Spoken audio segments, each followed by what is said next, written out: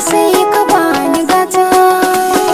Su ne farin cikin dukkanin duniya, musamman ka samu mata mai tarbiya kamar ki ta yanda kika shige zuciya.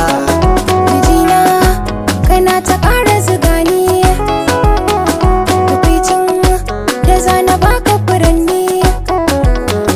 Idan har kina garin na lafiya, na jan gidan yana kan jami'a.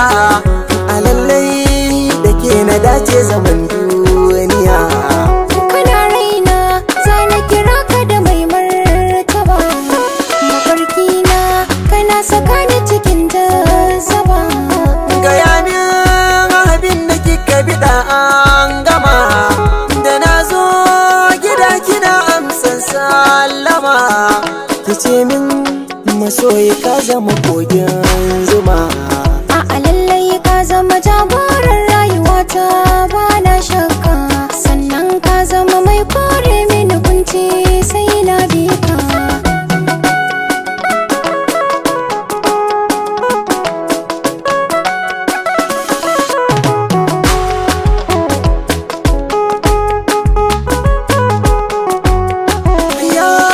Na faɗan yadda na saba da tunanin ki bar kauna, a cikin raina ke kika nisa kere wula.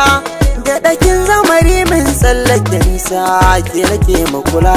Kullum zantuttukan ka nai mini daɗi, raina su mamaye. Ba na san a taɓa ka, duk matsaloli zan so su kewa.